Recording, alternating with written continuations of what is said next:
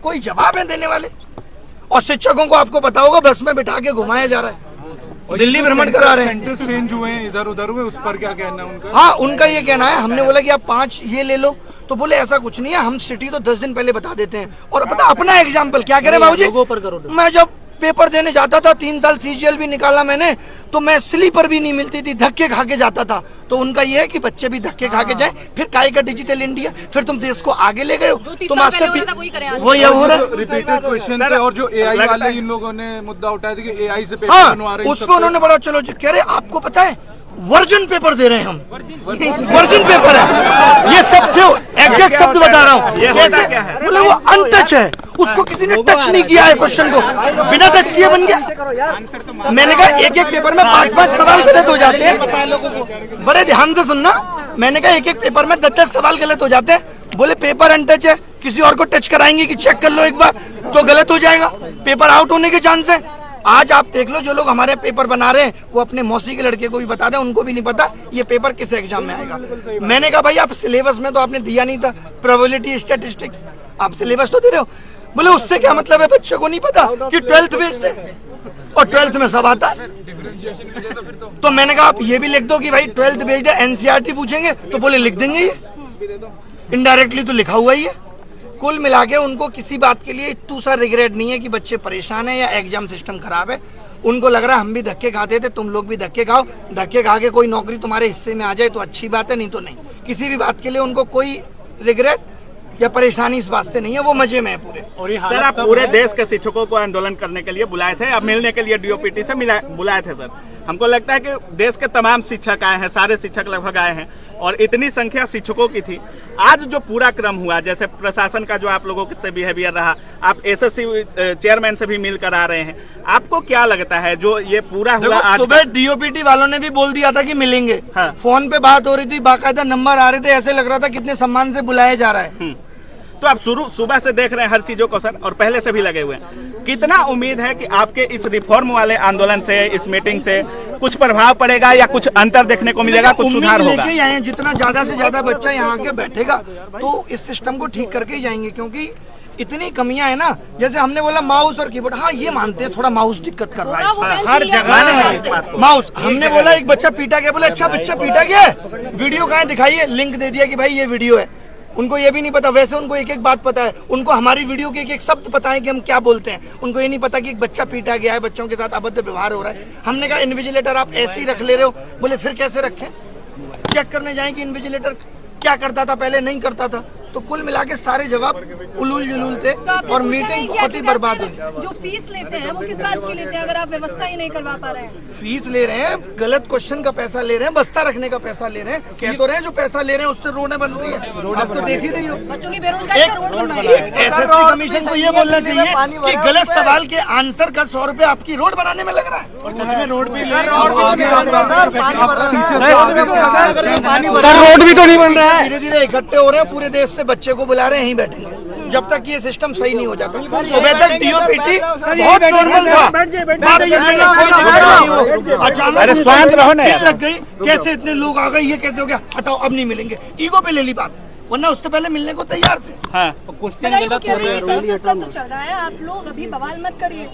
देखिए अभी संसद सत्र चलेगा, फिर 15 अगस्त आ जाएगा, उसके बाद दिवाली की छुट्टियां आ जाएंगी, फिर क्रिसमस आ जाएगा, फिर न्यू ईयर सेलिब्रेशन होगा, फिर मकर संक्रांति, फिर वैलेंटाइन डे, ये तो चलता ही रहेगा। समस्याओं का निदान होगा कब? रोजगार का पानी उनका क्या होगा? ये सरकार की जिम्मेदारी नहीं है। सर जिनका लास्ट अटेम्प्ट है उनका क्या? लास्ट अटेम्प्ट पे मैंने पूछा कि आपके पास तो डीओपीटी से लेटर भी आ गया था, तो बोले उन्होंने यही तो कहा था कि इसको अग्रेसित करो, हमने कर दिया, रिजेक्ट कर दिया।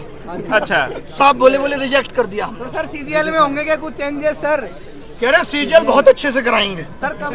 कैसे डेट भी तो देते सर, डेट भी तो देते। लगा तो उनकी बातों से पोस्टपोन होने वाली बात में शायद ना हो, लगा है। लेकिन उन्होंने एक बात और कही, जब आप शुरुआत में आप लोगों ने वीडियो देखा होगा, उन्होंने कहा आंदोलन करने की जगह जंतर मंतर है, तो आप लोग जंतर मंतर आइए वहाँ नहीं। हाँ मतलब ये कि आप जंतर मंतर पे जाके बैठो, अभी आप यहाँ ज्यादा बैठने लगोगे, इनको लगेगा यहाँ बहुत ज्यादा भीड़ हो गई, तो यहाँ भी ये कहने लगेंगे अब यहाँ भी मत बैठो। तो आदमी कहाँ बैठे? सोशल मीडिया की आवाज आप सुन नहीं रहे, तो कैसे भी तो आदमी अपनी आवाज पहुँचाएगा। सरकार इतनी बहरी कैसे हो सकती है? बच्चों के साथ जो अभद्रता की गई उसका क्या जवाब होगा? बहुत खराब है ये। लोग बच्चे छोड़िए, आप टीचर्स पे लाठी चार्ज, उनको गलत तरीके से जबरदस्ती बस में बिठा के ले जाना, ये कितना गलत है। और वहाँ पे क्या कर दिया था, टीचर ये कह रहे थे कि भाई 4 लोग हम में से डीओपीटी मिनिस्टर से मिलना चाहते हैं, लेकिन उनका ईगो आज इतना बड़ा है कि वो किसी से नहीं मिल सकते। बात भी नहीं सुनेंगे बच्चे। मैं आप सबको कैमरे के माध्यम से बताना चाहता हूं कि ये 1 साल की भर्तियां 3 लाख करोड़ का घोटाला है, और वक्त आने पर मैं इन सबके प्रूफ दूंगा। 3 लाख 3 लाख करोड़ के घोटाले। आप क्या अपनी नौकरी से 50,000 रुपए की उम्मीद कर रहे हैं, जहाँ इतने बड़े बड़े स्कैम चल रहे हैं। ये एडुकेटी का आना इतना आसान नहीं है। अच्छा, वो लोग शिक्षक का काम भी बता रहे हैं, वो कह रहे हैं आपका काम तो शिक्षा देना है, आप लोग आंदोलनकारी बन गए हैं। और जो बिना पढ़े लिखे नेता है वो शिक्षा पे पॉलिसी बना रहे हैं। ABCD नहीं आती है बाबूजी को, राजस्थान के शिक्षा मंत्री बन के बैठे हैं। हम इनको शिक्षा पॉलिसी बनाने दें, एजुकेशन पॉलिसी बनाने को इनको दे दें, और शिक्षक बता नहीं सकता कि आपके सिस्टम में खामियां क्या है। ये तो दोगलापन है। हाँ, अगर वो गलती ही स्वीकार नहीं करेंगे तो आप क्या करने वाले हैं? आप खुद देखिए, 5 साल पहले बोला CET लेंगे, तब तक मनसाएं ठीक थी। CET लेने का मतलब ही साफ साफ ये था कि भाई कॉमन एंट्रेंस टेस्ट होगा, बच्चा एक बार फॉर्म भरेगा। इनको लगा ये तो गलत हो रहा है, रेलवे अलग से 500 करोड़ कमा के दे रहा है। आपको पता होगा, रेलवे में ही 500 रुपए फीस ले लेते हैं और कहते हैं 400 वापस करेंगे।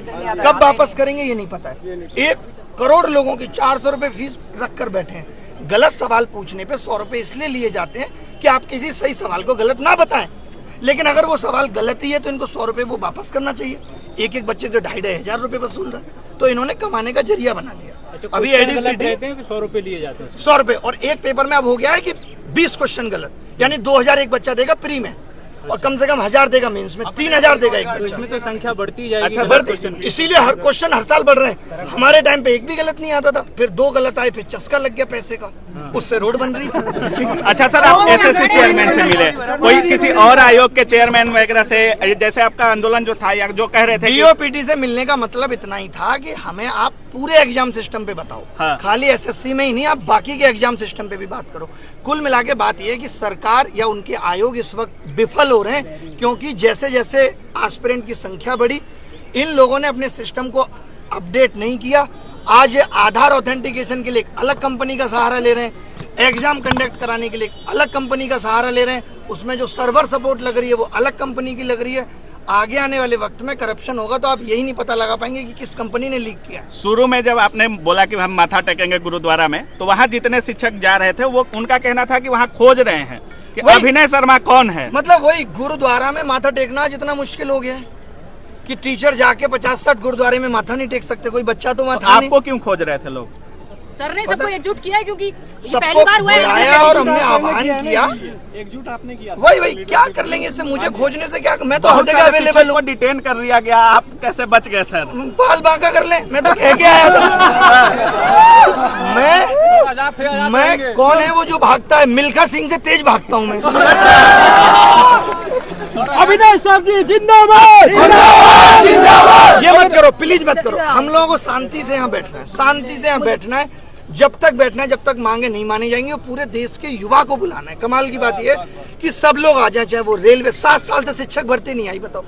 बेटा है देर की बातचीत में कहीं आपको लगा कि मतलब सर मोदी जी को ढीला करना है। कहीं नहीं, कोई भी ऐसा आश्वासन नहीं था जो ठीक मिला है। टोटल इलॉजिकल थी, उनको अपना बताना था हम 16 घंटे काम कर रहे हैं, 8 घंटे सो रहे हैं। फिर ध्यान में आया उनको, नहीं 2 घंटे तो और भी कुछ कर रहे हैं, फिर बोले 14 घंटे काम कर रहे हैं। तो उन्होंने बस यही दिखाया, हम बहुत काम कर रहे हैं बच्चों के लिए, हर एक बच्चे की समस्या को सुन रहे हैं, हर एक बच्चे की समस्या का निदान करने की कोशिश कर रहे हैं। कुल मिला के सरकार, एजेंसी और आयोग तीनों मिले हुए हैं और सबका एक ही उद्देश्य है, किस तरीके से युवाओं से पैसा वसूला जाए। अच्छा, आप देखो, आप पे ये आरोप भी लगा कि आप